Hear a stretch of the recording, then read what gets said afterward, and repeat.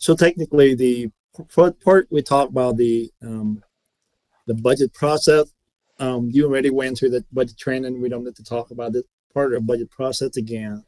But the PVCC had a budget process to start first and then August, September, and it lasts until March, where the president will make the final decision on the budget recommendation to her office and provide the approval. Then you'll be able to receive the budget start July 1st of new fiscal year.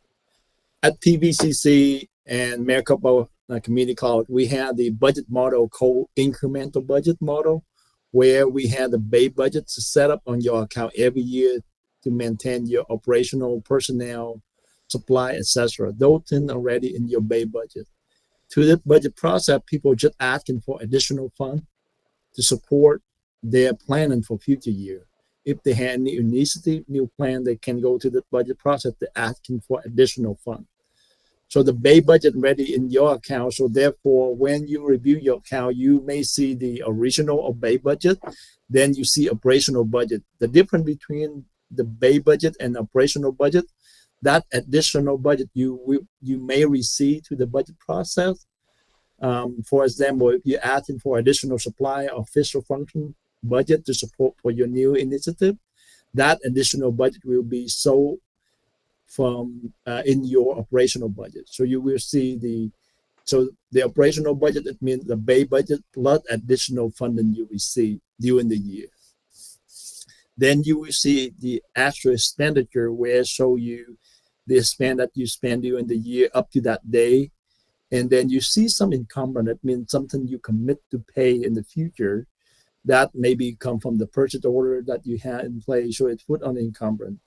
So if you use the operational budget, it means the budget from original plus additional budget you receive, it means operational budget. You subtract the spend, you subtract encumbrance, you will see your balance. So Jay will talk about that detail, but that's how usually when you view your account, you will see that way. At PVCC, that's the total operational budget. So you can see it about $46 million operational budget. And that includes salary and benefit, almost about 89% of total just salary and benefit. So therefore, when the trick talking about budget cuts, sometimes it truly will impact the personnel if they had a big cut to the college. So therefore, because we have 88% of the budget of the personnel.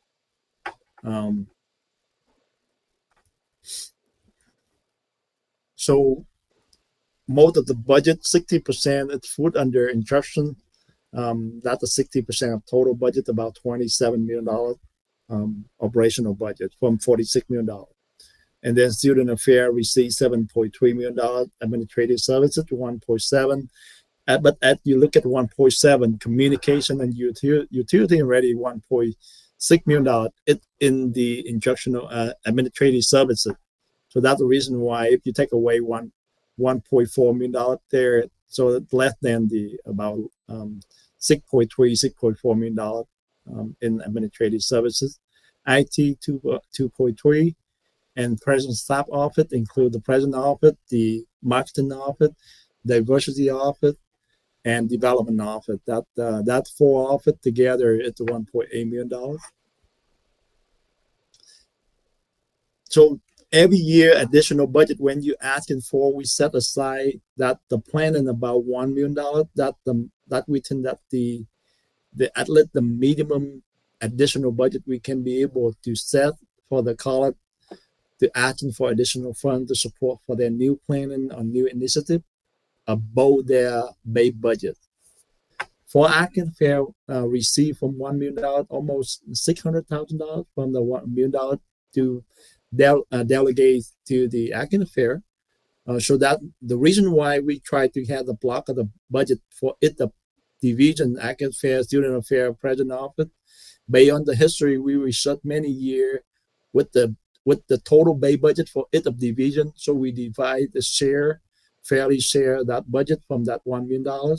We don't want the Atkins Fair to compete with the administrative services. And so, I have that budget, and how can we weigh the instructional by versus a service? So that's the reason why we try to delegate the budget. So each division will set their priority, their goal, and they be able to prioritize and then decide how they can allocate that $600,000 to their division, a budget request for operational fund. Then on this side, operational fund, $1 million, we also set $1.1 million for the capital fund that the college will support occupational that's something you need for equipment inside the classroom. Then the IT about $100,000 from that $1.1 million for technology upgrade, computer, projector, laptop. PVCC had the long-term great history about the setup a capital fund $1.1 million budget planning for the 3-year plan that's been planned for this year and the next 2 years. We guarantee that the future year, at least we had the budget in place to upgrade our equipment, our technology to up to date for student and for instruction. After the bond ended back 2014, 13-14, we completely no bond for 10 years. So the bond help us with infrastructure, computer, projector, those kind of big equipment, or renovation or new building. But those bonds end 10 years ago, PVCC be able to build our old budget for the capital fund request. So that help us at least to have a minimum need for the college. But again, the number $1.1 million here for a capital fund, based on the history, how we spend annually, even we get the bond budget. So when we had the bond budget, we want to see how much we spend per year on that bond. And that we get that and we propose that budget. So it come out pretty good that how close we be able to spend our capital fund for technology, for non-technology item for the college to support the instruction inside and outside of classroom. So annual budget that we plan more than $2 million per year to support the college.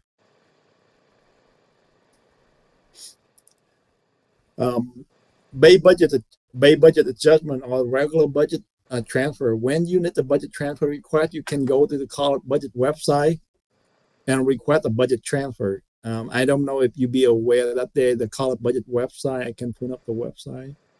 Let me show the screen real quick again.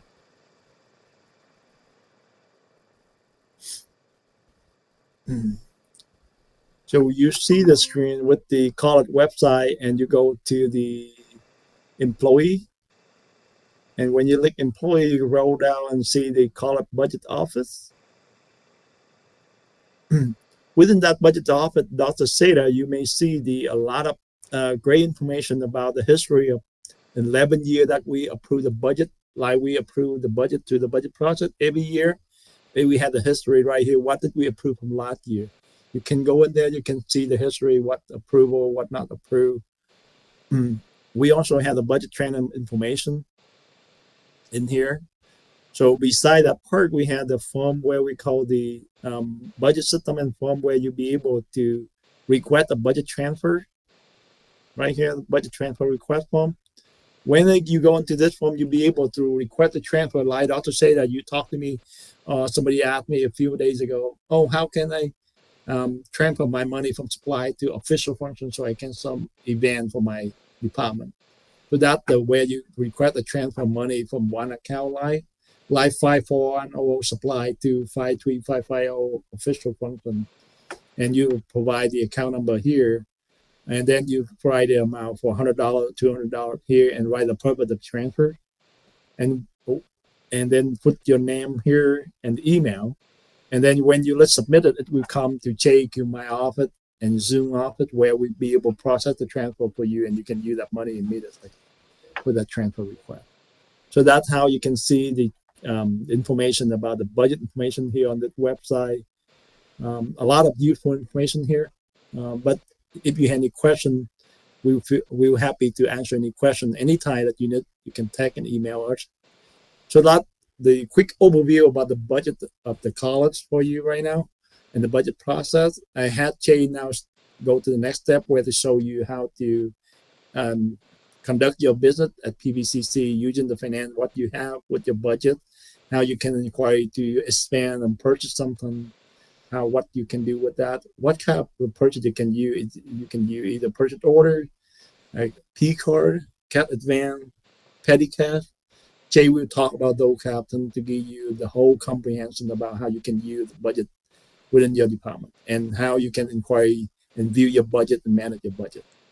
Okay, so I lead now to have Jay to take the next step on the training for you. Okay, and feel free to ask us any question when you have.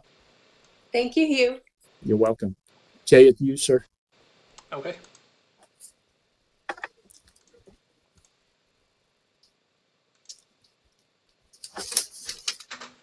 Okay, so I'll be going over budget and fiscal management.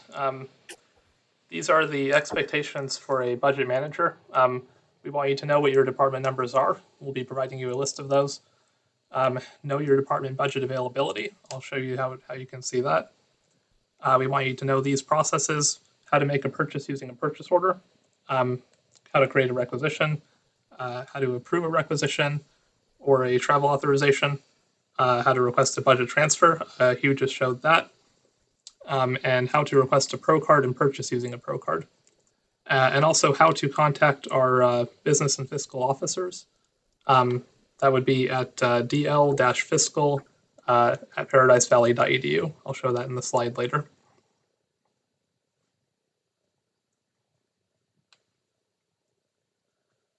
So the first thing that I'll go over here is how the chart field strings in FMS work. This is how they're put together.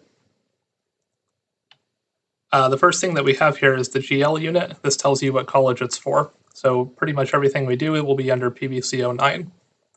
There's one of these set up for each college and then another one for the district office. The next part of the string here is the account number. This tells you what type of expense we're talking about. So in this example here, this line is equipment repair, I believe, 53100. You'll have different account numbers for various types of services, various types of goods, and also things like license fees or anything else that we would need to pay. The next part here is the operating unit.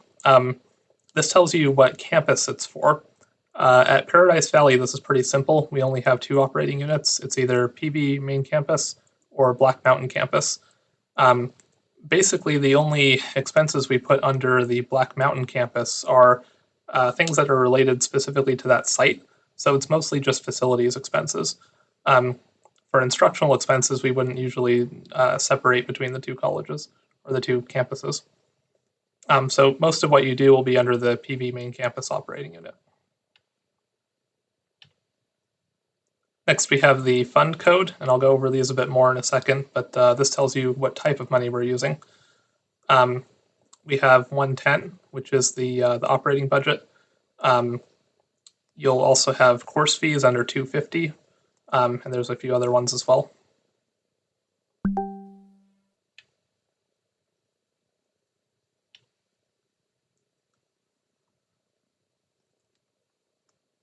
Then the next part of the string is the department number. This tells you whose money it is that we're using. So there will be one of these for psychology, as an example. Psychology has a budget for under Fund 110 for its operating expenses each year, and also a course fee account for any classes that are collecting a course fee for supplies that are specific to that class, or possibly for follow-up books.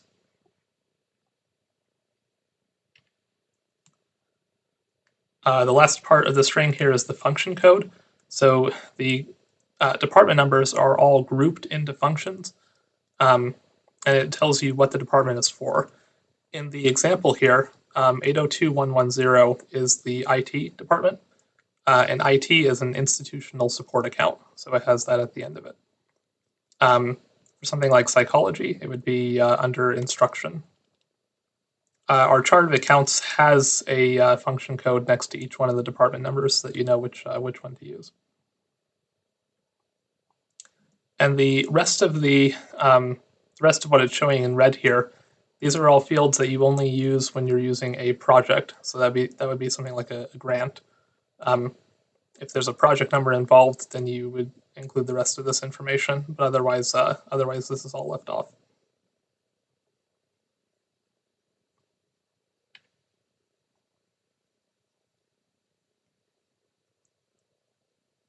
Here's a bit more about the funds. Fund 110 is the operational budget. It's budget that's allocated at the beginning of the fiscal year. The budget expires on June 30th, so we have to use it by then. And the budget has to be allocated to specific account lines. So when you're using Fund 110, you need to make sure you have money available on general supplies or on official functions or whichever other account that you're wanting to use for that purchase. And you can use the form that Hugh showed earlier to make a transfer to those different accounts if you need to. 230, 250, 280, 380, 910, 920, those are all the auxiliary revenue funds. So when we're taking in revenue, these are the fund codes that we use for that. 250 specifically is course fees, so that's probably the one that you'll be interacting with the most. 910 is for clubs. The money that's deposited in these, it just stays there. It's actual cash. So when the year is over, those funds will roll over to the next fiscal year, whatever's left and hasn't been spent in those accounts.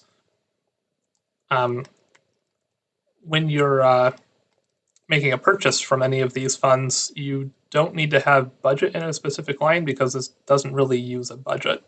Whatever cash we've collected is all just rolled up together into a total available balance under that department. And then you can just spend it out of any line that's appropriate.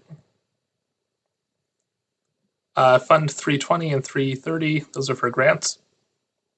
And then 710 and 711 are for capital purchases.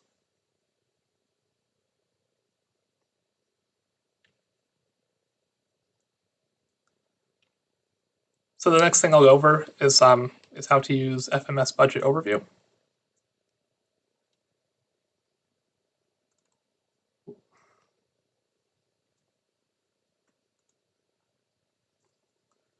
So this is the homepage of FMS. When you log in, this is what you should see.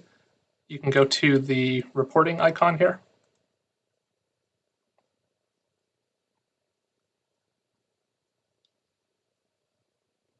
And then underneath the folder Review Budget Activities, there's Budgets Overview. So this is the screen that we would recommend using anytime you're looking up a balance for Fund 110. I believe that this is the best way to see your available budgets in the account and anything you have encumbered against those budgets. The first time that you come here, you'll need to go to Add a New Value to set up a search criteria. You can call this whatever you would like. I'll call this one Psychology. We'll use that as the example.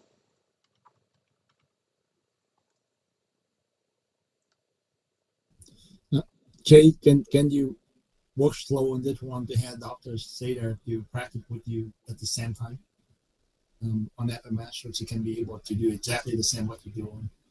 Okay. Yeah. Did you want to work along with this?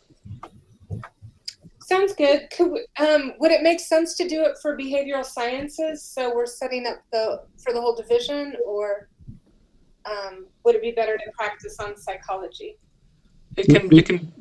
Oh, go ahead. Sorry, Jay. So we, doctor said that we will only be able to set up one department ID. So like psychology, we do one, and we can repeat that to do the other. So you can view it the department account. Yeah. Thank you, Jay. Thank you, Jay. Mm-hmm.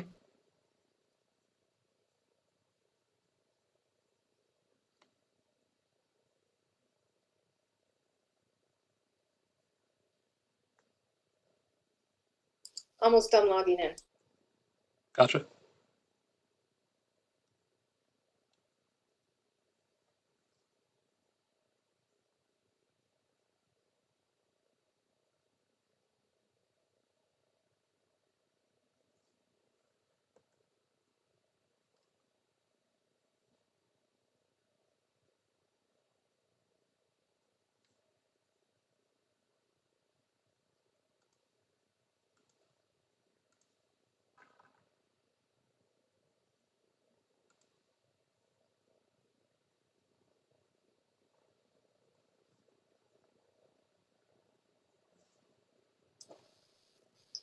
Okay.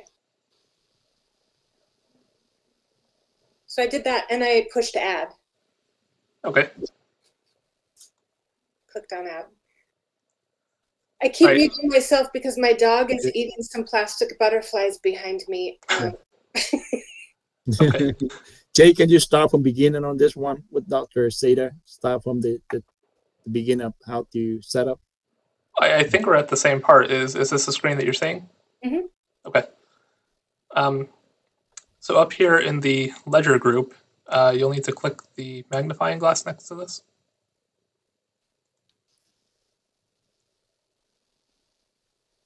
And then this is the ledger that we want to use, CC underscore UPEPR.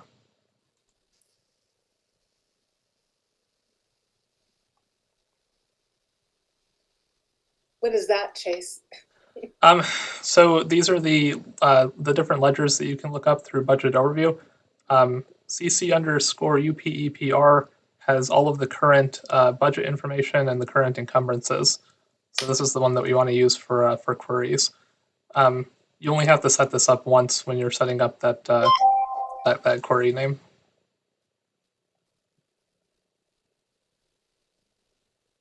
Okay. After you select that, there's some fields that it's populating beneath here. You can see that the budget period is defaulting to 2025. That's the current year. That'll go through June 2025. Down here in the chart field criteria, we'll set this up so that we can look at the available budgets for goods and services. Since for the most part, you're able to transfer funds between those lines as you like. So we'll start with 53000 for the account. That'll be the first line for services. And then for 2, we'll put 59999.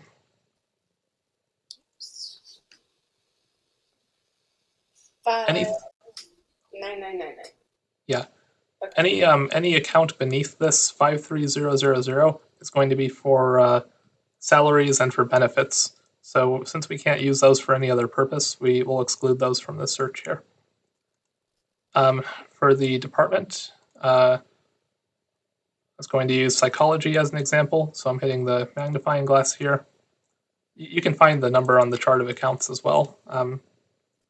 But I'll just put in PSY in the description field.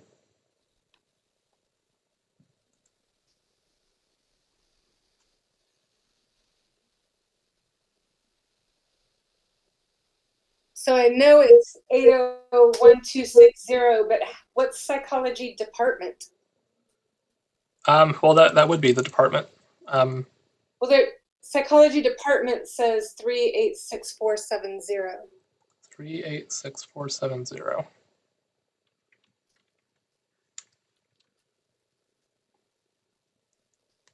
I'm not sure what that is, but I don't believe that we're using that here at this college.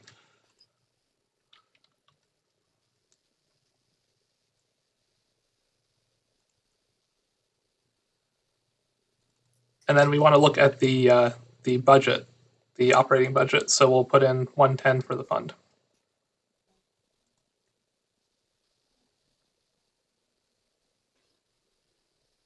Okay.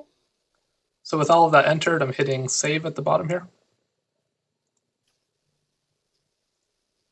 And then at the top of the screen, after it's saved, we can click on search.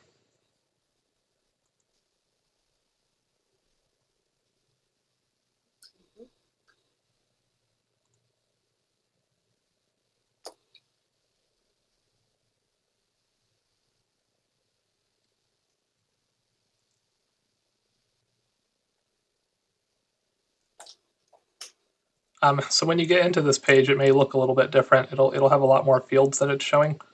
If you'd like to copy my settings, up here under Budgets Overview Results, you can click this Grid Action menu icon, and then go to Personalize.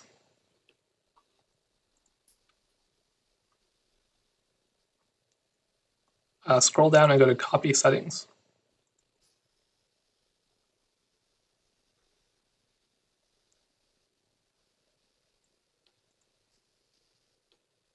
Let's see copy settings.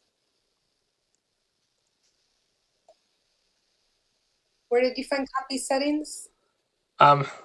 So are you at the personalized screen? Is it showing this? I have the column order. Okay, scroll down and it should be down here Oh. next to the OK and preview button. Okay. So you'll click that, then hit the magnifying glass, and it should have my name there. Yes, it does. Then you can click OK, and then click OK again.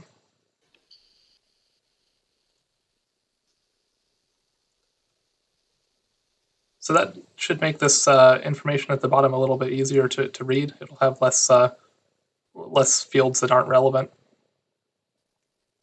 To go over this from the top here, we have the available budget. This is a summary of all the different account lines that are underneath this department number. So this department has $2,800 available. We can see that there's nothing encumbered yet. There are no expenses yet. So the full $2,800 is still available to spend. In the results down here, we can see that there are some funds in general supplies. We have $1,800 there, and then $1,000 available in the awards and honorariums line. What would divisions spend money on for awards and honorariums? I'd have to look at prior terms to see what this was used for in this department.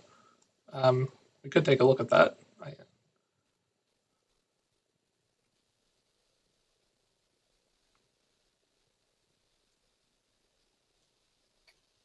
It should be under psychology, Chase. A011260. So right here, honorarium, $1,000 budget. Yes. Do you know off the top of your head what that's for?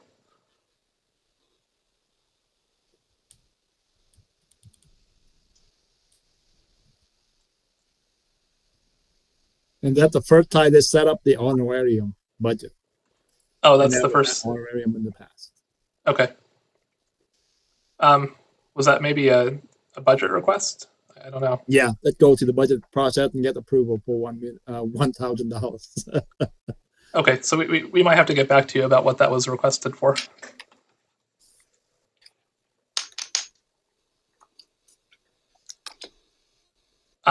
Hugh, would be able to transfer this back into general supplies or another line if we need to? That intend to set up the budget there for that purpose. So we have to retain that budget right there to support that purpose. Okay, we'll find out what that's for then. Thank Yeah, you. we'll find out real quick right now. Just to go over the rest of the information here. So there's another scroll bar for this table at the bottom here that it'll show. And then you should see the columns for expenses, which is what you've actually spent. Encumbrances, which would be purchase orders. And pre-encumbrances are requisitions that were approved but were not turned into purchase orders yet. We usually only have them in that state for a very brief period of time, so this should generally be empty. And then the available budget on the right here is your budget minus any expenses and encumbrances. So, Jay, can I say something? So, Yes. Dr. Seda, remember I shared with you the college budget website is so 11 year with the budget approval. If you select the one of the documentation for the fiscal year 24-25, you should be able to see the budget information in there to. So Julie request a budget for that $1,000 to pay for the, let's see, the guest speaker for psychology program. What's the asking for? Yep. So she request the first time request a budget to support the guest speaker who come to talk to the student about that program, psychology program. Thank you. Mm-hmm. To Okay. go and check them.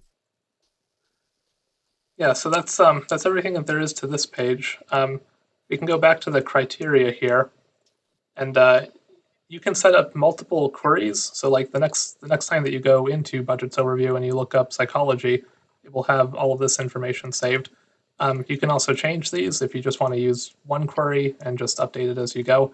we could switch this to a different department number if we want to. Do you have any questions about this screen? No? Okay. I think we're ready Can to you, move. AJ, can you save it and show her how to set up the favorites? Did you show her how to set up the favorites on this? Yeah, so this will automatically be saved in the process of creating it. If we go back to the home page, I can go back to reporting, go back to the budgets overview page. This time, we won't go to add a new value. We'll just click on search down here. And then these are all of the queries that I've set up previously. So we should see psychology down here. Just select that, and it should save. Should open up all these saved parameters automatically. Okay. Thank you. And Dr. Shada, you can repeat the same step what Jay just showed you to do for the other department. Like you had the AGS department ID, so you can set up the same thing. Can you try one more time with the AGS department ID? Jay, it's the A100 105.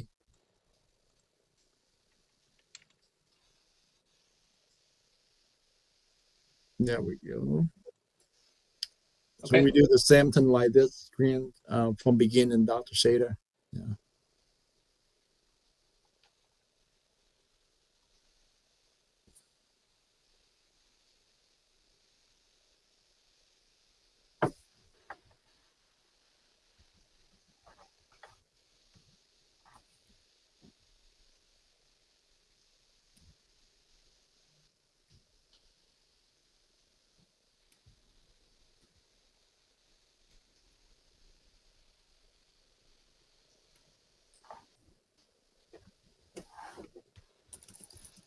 Actually, what is AJS in there as? Because it's not AJS. So if you're looking up the description, it should come up there. AJS, Administration of Justice.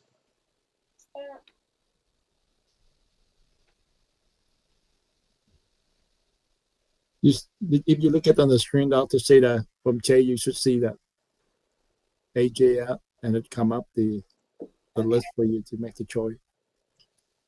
I must have put something in wrong before that then. No worry.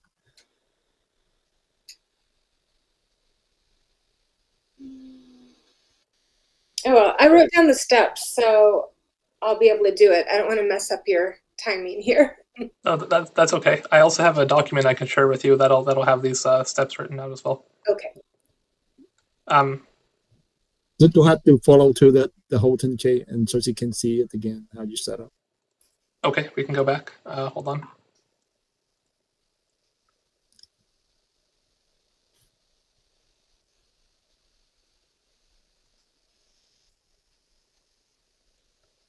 Okay, so if I'm doing add a new value, then we can do one for AJS. I may have done this before already, but let's take a look. Yeah, I made one with that. So we'll call this AJS too. So the ledger group, we have to enter that each time we do a new inquiry name. CC_UPEPR. And then we'll fill in the account lines again, looking only at the goods and services and excluding the payroll. The department, we'll go to the magnifying glass here. And in the description, we can look up AJS.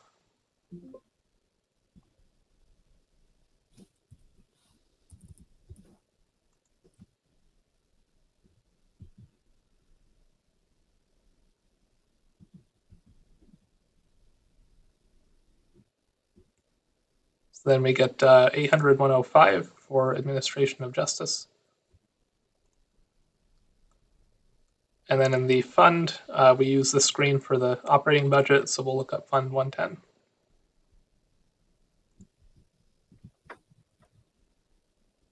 Then I'll click on Search.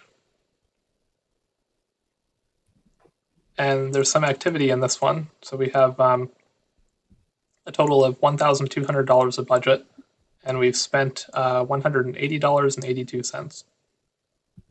we scroll down here, we can see that those funds were spent on the official functions line, and the rest of the budget is available on the supplies line. You can click on these values when there is activity, and they'll show you some information to give you an idea of where this came from. So I clicked on the expense there. It shows me that this is the voucher that this was spent on. We can click on this magnifying glass on the left side to go into that further. And then if you see an invoice number that looks like this, this will be a Pro Card purchase. So either me or Zune would be able to give you more detail on this by running a query on the Pro Card transactions. In other cases, you would be able to see the supplier. You'd be able to see what vendor it is that this was purchased from, and you can see the invoice number here. So that's as far as we can go with this one, but let's see here. So if we go back here, we can see that on this line, we transferred some budget over there, this $181 to cover this expense. So there's 18 cents left on that line, and then 1,019 still available on general supplies. And we're able to move pretty freely between supplies and OFF budget, like with transfers? So when the OFFs are approved, I believe so, from general supplies at least, we do try to limit the amount of official function spending that we're doing overall. But as long as each expense is justified, then justified with an approved form, then I think that's okay. So the OFF comes before the budget transfer? Yes, you would want to have that approved to show that the justification is complete and the president has, or the president or a VP has signed off on it. Okay. How about, because I know there are course fees associated with AJS. So like looking for the 250, how can I see that through this same process? Well, we will want to use a different screen for that. So that would be the next thing that I go over here. Okay. Let's see here. Yeah, we should be ready to move on to that. So I'll go back to the main page of FMS here. The issue with using budgets overview for course fees is that since that is cash that's put into the account and it rolls over year to year, budgets overview will not show you that. It's just going to show you whatever the budget is for that current point in time. But there is a different screen that will allow you to see that. We can go back to reporting here. It's the default one that opens when you click on reporting, account summary inquiry.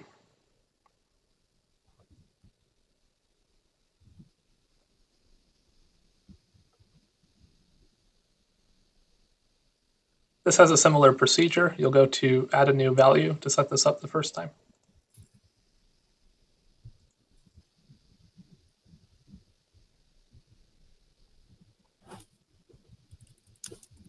And then the criteria, we can call this AJS, unless I've done this one already.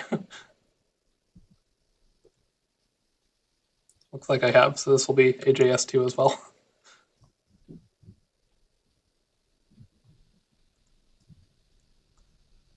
We'll click on add, and then it will show this information by default. The first thing I would suggest you change is to change the accounting period to 12. That way it's going to capture all activity for the year.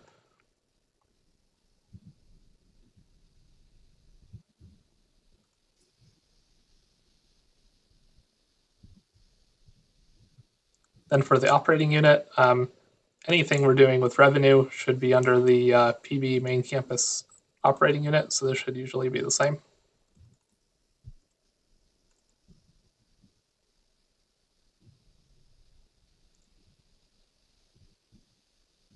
And then the fund code will be 250 for course fees. After those are entered, we can, I need to put the department too. Yeah. So we can look this up again with the same method, AJS as the description.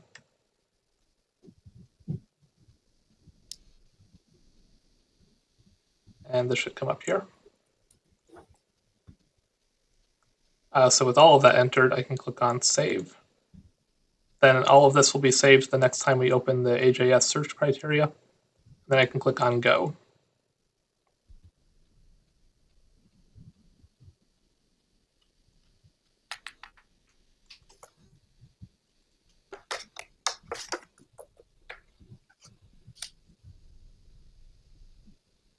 Now, usually the available balance up here at the top should be showing you everything from the current year and the carry forward balances from prior years. It doesn't look like the district has run that process for 2025 yet, though. So we'll need to add together the values from 2024 and 2025 to get the actual amount here. I'll go back to 2024 and I'll see what that year ended with. This department had 1,718.64 available. It's the available. Is that showing negative? Is this because of the situation we had where the president's office? So, yeah, I need to explain that part too. The negative values are the amount that you have available to spend. This is showing expenses and revenues. So any revenue that we take in is entered as a negative amount. And so Dr. Shada, just remember, just write a note to yourself with the revenue fund, the debit, the negative, and the balance, that the money available for you to use. Mm-hmm. So to support your program, support the student for that program that you can do. The difference with the operational fund 110, the negative is the real negative number. Yeah. But on the revenue side of the account, like the core fee revenue, the negative under available balance, it's actually the money available for your program. Okay. I took accounting and finance, so I remember this from the olden days. in our old system. Yeah. Okay, so we have to do this manually for now until the district finally closes 2025. I'll save the value from 2024 that we ended with here. And then we'll go back to 2025.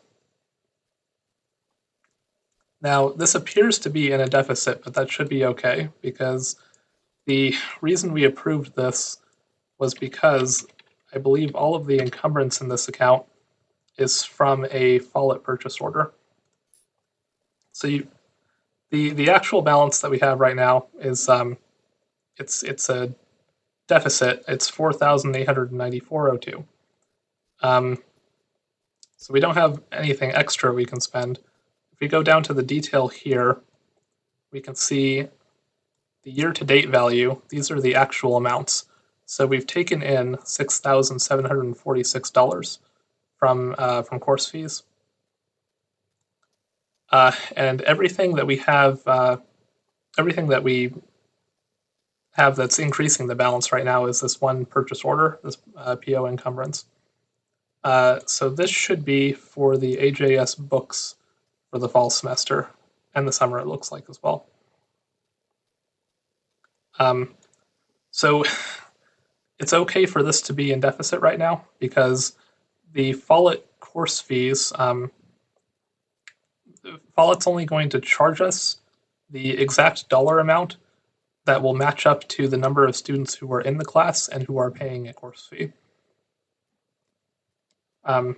So right now this is... Does that happen in a bulk way or one at a time? As students, for instance, if students they enroll in a class, they pay their course fees, then does that single transaction get billed, or they do it like at the end of the month, or they make after 45 days to make sure students haven't dropped and asked for their money back, or actually they wouldn't get their money back then, but.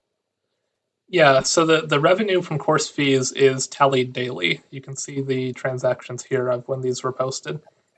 So yeah, this value will update every day.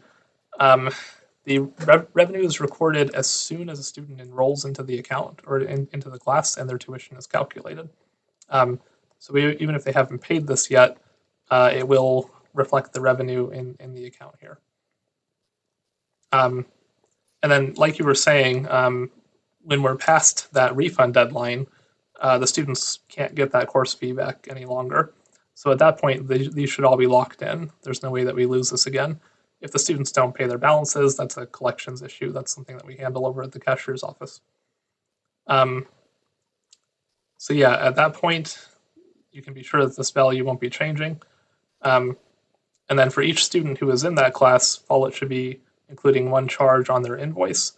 And they should match up to the cost of the course fees. So there shouldn't be any way that this will go into deficit as long as we've built those classes with the course fees. When you've seen things go wrong with course fees, where are the errors that cause problems with course fees typically occurring? The one that happened previously was that the class was not built with a course fee. So there were students who were enrolled in one of the AJS courses.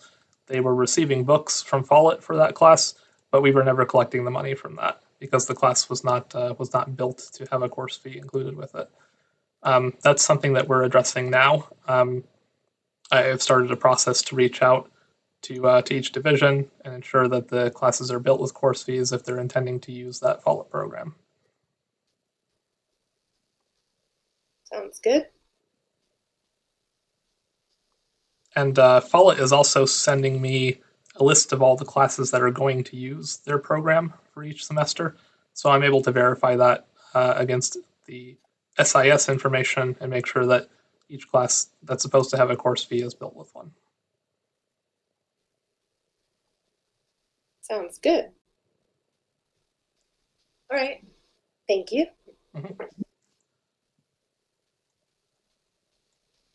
So that's mostly all that we have to this. When we're using that Follett program, this might appear to be in deficit sometimes, but after we pay the Follett invoices, which will match up to the actual enrollment in those classes, we'll close the purchase order and it will just release the rest of this encumbrance. That should balance out the account. So based on what I'm saying here, the actual invoice we get should be something like $6,746. I usually ask that the purchase order is built with the maximum amount it could need if we had full enrollment in every class. Okay. So then if that, because those accounts roll, then are administrative specialists going in and looking at that and then slightly reducing the next year if there's money in there so that, or are they building balances in some divisions? Is there anything responsible or strategic we should be doing as we estimate the amounts of these course fees? So as for what the dollar amount that you're building the course fees for, we want that to match up to what the actual Follett cost will be as close as possible. Sometimes it's possible that we could have overages, we could have credits that are carried forward, but there's also going to be some instances where we need to pay Follett even though we weren't able to collect a course fee. Like if the admissions and records department here has to make a refund exemption for a student. In that case, there is a possibility that we would lose the course fee from this account, but we would still owe Follett those funds. So situations like that should balance the account. Sometimes the fee that we're collecting might be a few cents or maybe even $1 more than what Follett actually ends up charging after tax. That's okay. It will just build up a few dollars. And eventually we would be able to use those funds for a different purchase if we needed to. As long as we're making an effort to make it as close to balance as we can each year. Sounds good. Thank you. Mm-hmm.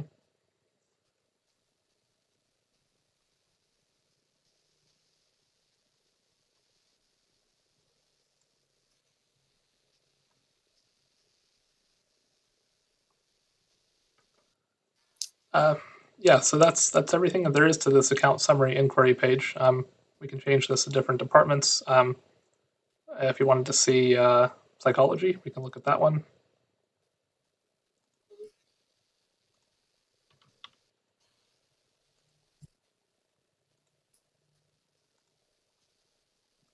Psychology has 0. It looks like we haven't used course fees with that department. So that's all that we have there. Can we look at sociology? Sure.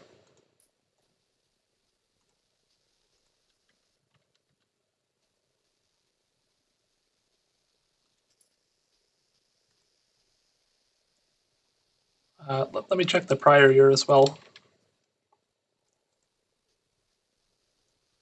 Yeah, it doesn't look like we've collected any sociology course fees, or if we did, we spent exactly what we collected. In the last 2 years, though, I don't see any activity. Okay, yeah, I had only heard of AJS, so, but that's good to see it, and again, practicing what this all looks like, so thank you. Yeah, you're welcome.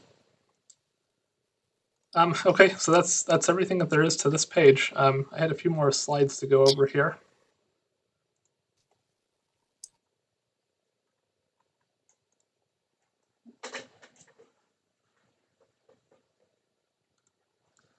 So just to discuss a few things about procurement. These are the 5 valid methods of banking purchases. We have the requisition, which becomes a purchase order.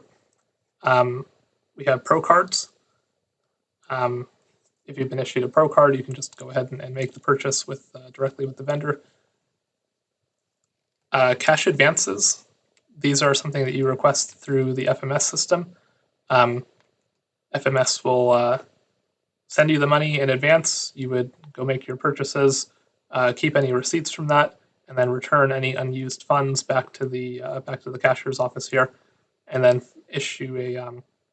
You would submit a expense report in FMS to close that out. Petty cash is similar to a cash advance, but it should only be used for emergencies, and it needs to be less than $200. This is something we can release right at the staff window here without prior notice. It does require a signature from the budget manager and from a supervisor, though. And then the last one here is a travel authorization. We include that as a purchasing method because if you want to travel and then be reimbursed for your expenses, that's another way you can purchase using the college's funds. So if you're planning to travel, then you need to submit a travel authorization to have those funds approved in advance. The common point to all of these is that we, in College Business Services, approve these at some point. With a requisition, we would review it and approve it before it becomes a purchase order. Pro cards, we do review all of those transactions. We just do it after the purchases are made. It's on a monthly cycle. Cash advances and petty cash, we release individually, and travel authorizations are approved by our office as well. So all purchases at the college are reviewed by business services at some point. Some notes about competition. When we're making a purchase that's more than $10,000, we have to show evidence that we selected that vendor through a competitive process. That's to show good stewardship of public funds and to allow fair competition between vendors that want our business. The default option when you need to make a purchase that large is to get quotes from at least 3 different vendors.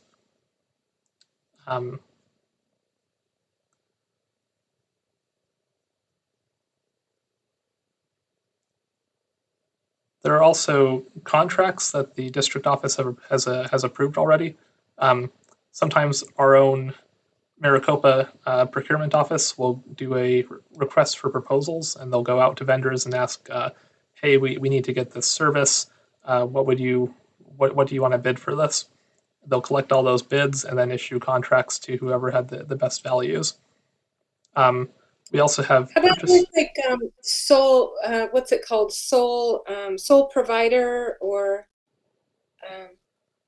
the designation where there's really only one vendor? Yeah, if there's a sole source, then we can request a competition waiver for that. Okay.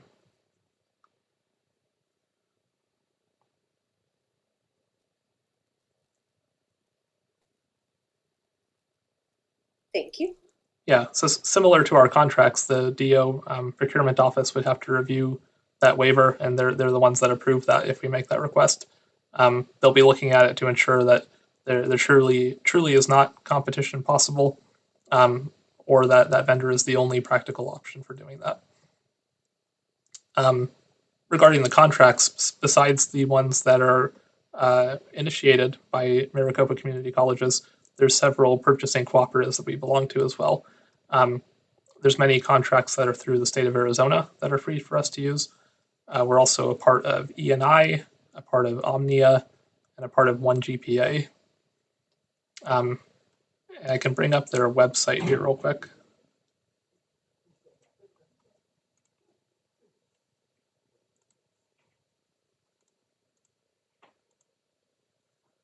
So on the procurement website, there's this contract listing at the top here.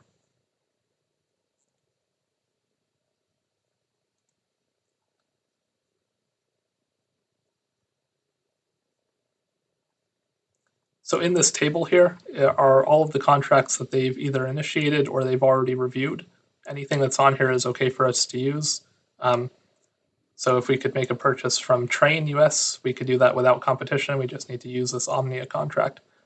There are more contracts under these purchasing cooperatives up here, but if they're not listed in this table, we have to send them to the procurement office for them to review it first, just for them to make sure that that contract is available for our use.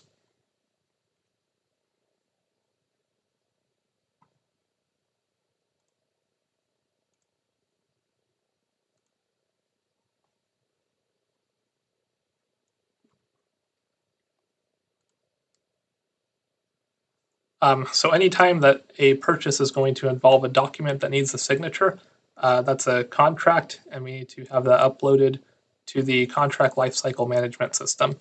There's a few people across the campus that can perform that task. The business services office can assist with that as well. Anytime that we're going to sign a document that was initiated by an outside vendor, that needs legal to review it for the terms and conditions. We're not able to do that at the college. The college can also initiate its own contracts, though, using templates that the legal office has pre-approved. As long as we're not modifying any language on those templates, we can initiate the contract and we can have the college president sign off on those.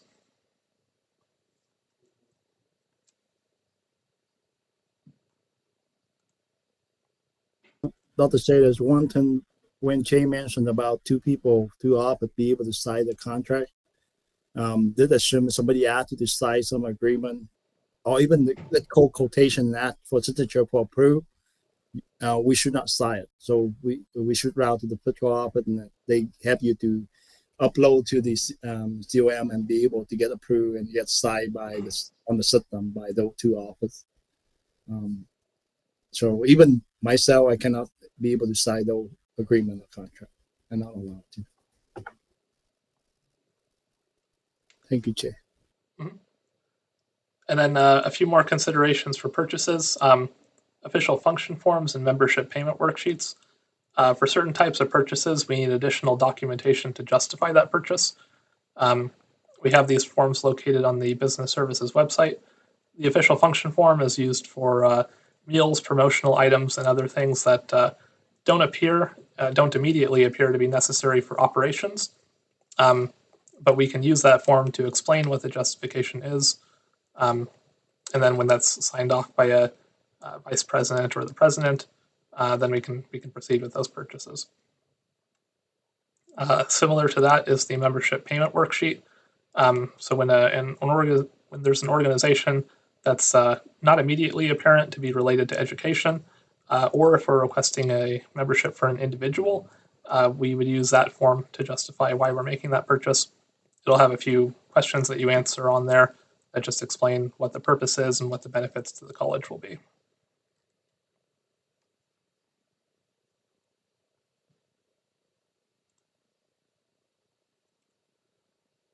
So then regarding travel, there's a priority that we want to use to the funding that we use for travel.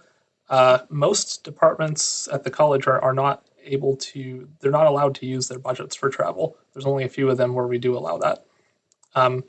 The first thing that we want employees to use is professional growth when that's available. If the employee has already used up their funding or they have plans to use their funding already, then you can make a request to use the college's budget.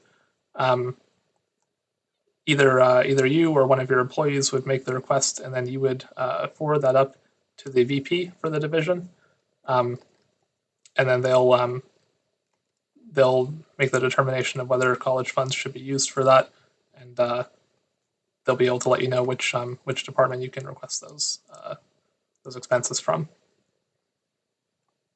And we have a procedure for this on the business services website as well. Have you heard any conversations about centralizing or speeding up TA approval? So for instance, I just went through the international process, Mhm. and that proposal went up, and then it goes all the way and it starts over again with the TA.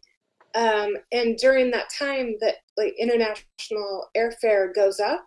And so like having proper controls in place, but also stewardship of funds, like with speed of approval.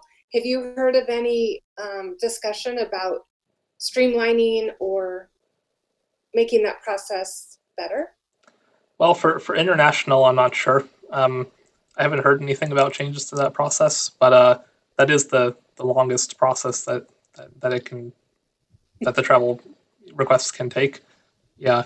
I'm not sure why they chose to have a complete external process that needs to occur before the TA process, but that's what the international travel team chose to do. Yeah, so that's what we have for now on that side of things. As far as professional growth, though, or using the college funds, I don't think there's a lot of duplication there. It can take a long time to have those approved sometimes. Professional growth will they're very critical about what the travel authorization needs to include. That's just because they need to follow their own guidelines for how those funds should be used. But we try to minimize the amount of sending back and resubmitting that happens with those TAs. Thank you.